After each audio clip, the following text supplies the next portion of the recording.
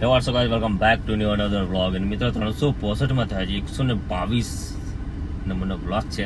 અને અત્યારે એકદમ ફ્રેશ થઈ ગયો છું અને આપણી બસંતીને ચાલુ કરી છે. આપણે બસંતીને ચાલુ એટલા માટે કરી છે કારણ કે થોડુંક સાફ સફાઈ કરવાની છે. મહેમાન બી આવે છે, બેનને બને એવી આવે છે આજે, તો થોડી સાફ સફાઈ કરવાની છે. એટલે બસંતીને થોડીક સાઈડમાં કરીશ અને પછી જવાનું છે અમારા ખાસ મિત્ર અમારા રાજેશભાઈના ઘરે, કારણ કે આજે એમના પપ્પાના આજે 13 દિવસ પૂરા થયા છે. તો બધી વિધિ છે એવું બધું છે, તો ત્યાં જવાનું છે. ત્યાં જઈ અને ફટાફટ પહેલાં તો અમારે બ્રાહ્મણ મહારાજને લેવા જવાનું છે.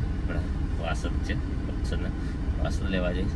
સો વ્લોગમાં બન્યા રહેજો. આજે કંઈક અલગ બતાવીશું તમને વ્લોગમાં, શી વિધિ થાય છે, શું થાય છે, બધું વ્લોગમાં બન્યા રહેજો. અને મિત્રો આવું જઉં છું, ત્યાં ગાડી મૂકી દે એકવાર સાઈડમાં, તો પછી ઘરમાં એમનું કામ ચાલ્યા કરે. બરાબર. તમારા પરમ મિત્ર અમારા ભાવેશભાઈના ઘરે ભાવેશભાઈ બેઠા છે અને આજે બધું વિધિ છે. તો બધું વ્હાઈટ મંડપ બાંધે છે ને વ્હાઈટ વાદળ છે. હાર તો બ્લેક વાદળ નહીં, વ્હાઈટ વાદળ છે નથી સારું છે. એટલે મહારાજને તો ઠેકાણા નહીં, તો મહારાજને ભાવ લેવા જવું પડશે નહીં, લેવા જાવ ને. ફાઇનલ મિત્રો આપણે બાણાભાઈના વાર કપાઈને આવી ગયા હતા ઘરે. બાણાભાઈને મૂકી આપણે બસંતી લઈ અને જવાનું છે આપણે મહારાજને લેવા મને. તો મહારાજને લઈ અને આવી ગયા, કારણ કે મહારાજ વગર તો વિધિ થાય એવી નહીં. અને રસ્તો અમારો છે વીઆઈપી, બહુ ખતરનાક રસ્તો છે. શું કરવાનો, આટલો ડેન્જર રસ્તો છે અમારો. તો થોડુંક ચોમાં ડુંગા જાતે સાફ કરે ને જાતે સરખા કરે છે. ચલો મળીએ આગળ. ખાસ મિત્ર અમારા જૂના જાણી અને જાણીતા અમારા જગદીશભાઈ ઘડિયાળ એવા આસોદરથી પધાર્યા છે, મુજકુવાથી.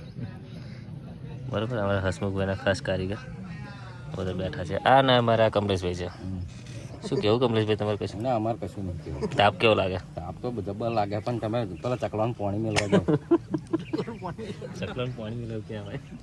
આપણે બે તમે પેલું વાટકો લઈ આવો, હું દોરી બધું અને પાણી લાવવાનું પછી ઝાડે લગાડી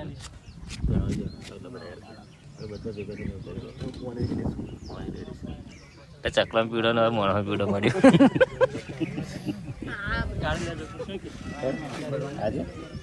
જય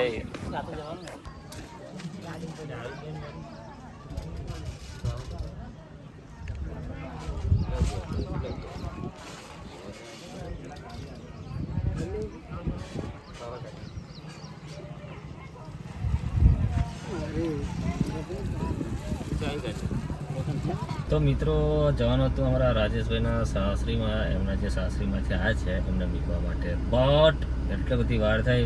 હું તો લગભગ 1 કલાક 1.5 કલાક એને ઊભો રહ્યો છું.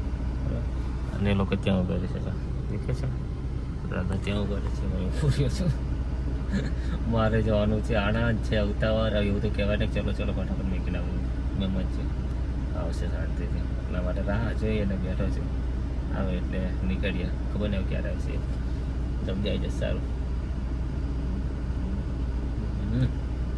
તમે ટાઈસો સિલેક્ટ કરવા માટે ટાઈસ અને બધું છે ને. અને આવેલા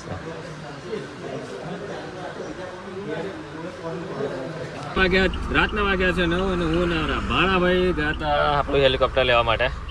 અને અમારા ભાઈબંધ બીમાર થઈ ગયા છે, પણ તબિયત ખરાબ હતી. મને એવું જ લાગે છે આજે. હવે ગાડી લે અને પહોંચીએ ત્યાં છે